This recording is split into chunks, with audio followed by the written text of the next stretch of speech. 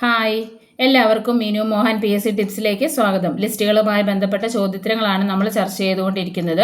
അതിന് രണ്ടാം പാർട്ടിലേക്കാണ് നമ്മൾ കിടക്കുന്നത്. ലിസ്റ്റുകളെ കുറിച്ച് പറയുന്ന പട്ടിക 7. ലിസ്റ്റുകളെ കുറിച്ച് പറയുന്ന പട്ടിക 7. ലിസ്റ്റുകളെ കുറിച്ച് പറയുന്ന ആർട്ടിക്കിൾ 246. ലിസ്റ്റുകളെ കുറിച്ച് പറയുന്ന ആർട്ടിക്കിൾ 2, 4, 6.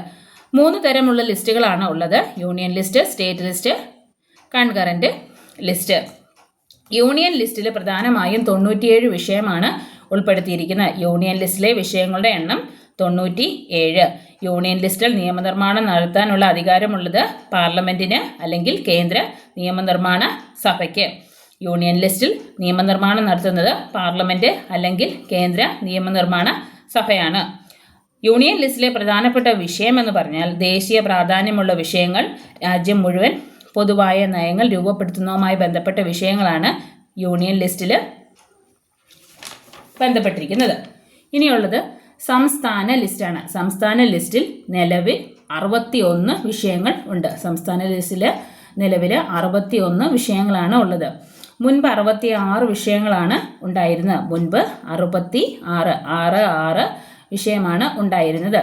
1976 42-ാം ഭേദഗതി പ്രകാരം 5 വിഷയം മാറ്റപ്പെട്ടു. 1976 42-ാം ഭരണഘടനാ ഭേദഗതി പ്രകാരം 5 വിഷയങ്ങൾ മാറ്റപ്പെട്ടു.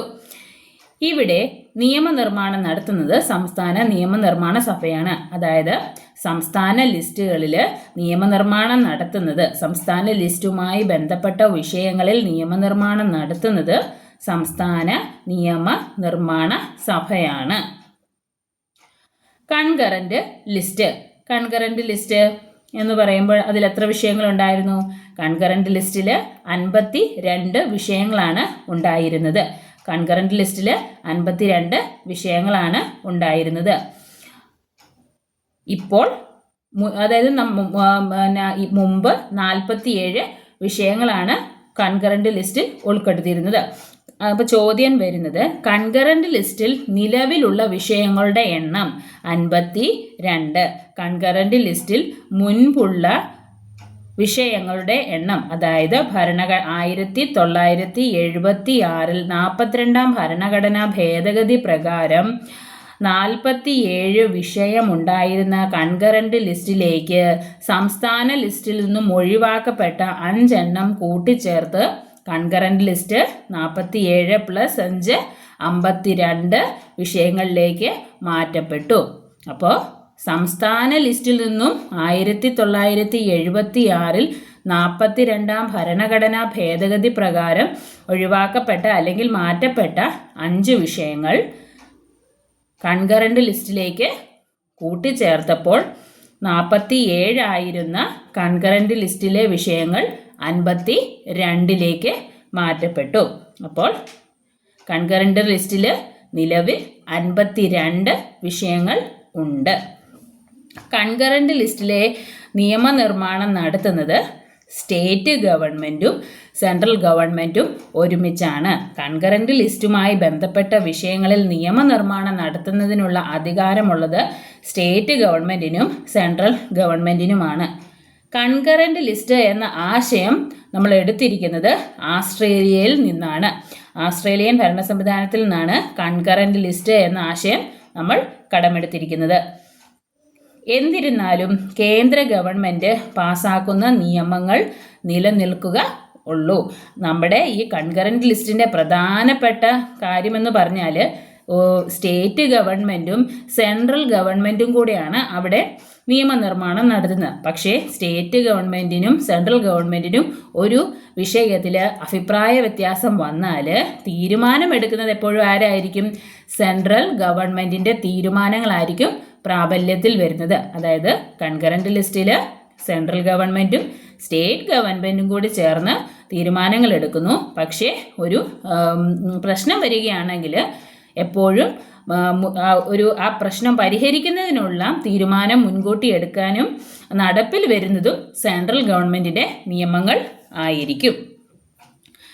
സ്റ്റേറ്റ് ലിസ്റ്റിൽ നിന്നും കൺകറന്റ് ലിസ്റ്റിലേക്ക് മാറ്റപ്പെട്ട വിഷയങ്ങൾ നമ്മൾ പറഞ്ഞു. 1976 42-ാം ഭരണഘടനാ ഭേദഗതി പ്രകാരം സംസ്ഥാന ലിസ്റ്റിലെ 5 വിഷയങ്ങൾ കൺകറന്റ് ലിസ്റ്റിലേക്ക് മാറ്റപ്പെട്ടു. ആ 5 വിഷയങ്ങൾ ഏതെല്ലാമാണെന്നാണ് പറയുന്നത്. 1 വിദ്യാഭ്യാസം, 2 വനം, 3 അളവ് തൂക്കം, 4 വന്യജീവികളും പക്ഷികളുടെ സംരക്ഷണം, 5 സുപ്രീം കോടതിയും ഹൈക്കോടതിയും ഒഴികെയുള്ള എല്ലാ കോടതികളുടെയും നീതി, ഭരണഘടന, സംഘടന എന്നിവയുടെ ഭരണം. ഇത്രയും കാര്യങ്ങളാണ് 5 വിഷയങ്ങൾ. ഒന്നുകൂടെ പറയാം. വിദ്യാഭ്യാസം, വനം, അളവ് തൂക്കം. അളവ് തൂക്കത്തിൽ സെൻട്രൽ ഗവൺമെൻറ് ആയിരിക്കും പല സ്ഥലങ്ങളിലും പല വില എന്നുള്ള ഒരു സംഘർഷം ഉണ്ടാക്കാത്ത രീതിയിൽ ഒരു തീരുമാനമെടുക്കുന്നത് സ്റ്റേറ്റ്, അളവ് തൂക്കങ്ങളിൽ എടുക്കുന്നത് സെൻട്രൽ ഗവൺമെൻറ്റാണ്. 4-ാമത്തേത് വന്യജീവികളും പക്ഷികളുടെയും സംരക്ഷണം. സുപ്രീം കോടതി ഹൈക്കോടതി ഒഴികെയുള്ള എല്ലാ കോടതികളുടെയും നീതി, ഭരണഘടന, സംഘടന എന്നിവയുടെ ഭരണം ഇതിൽ 5 വിഷയങ്ങളിൽ ഉൾക്കൊള്ളുന്നു.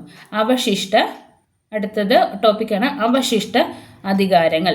യൂണിയൻ ലിസ്റ്റിലും സംസ്ഥാന ലിസ്റ്റിലും കൺകറന്റ് ലിസ്റ്റിലും ഉൾപ്പെടാത്ത ചില അധികാരങ്ങളുണ്ട്, അല്ലെങ്കിൽ ചില വിഷയങ്ങളുണ്ട്. അതിനെയാണ് അവശിഷ്ട അധികാരങ്ങൾ എന്ന് പറയുന്നത്.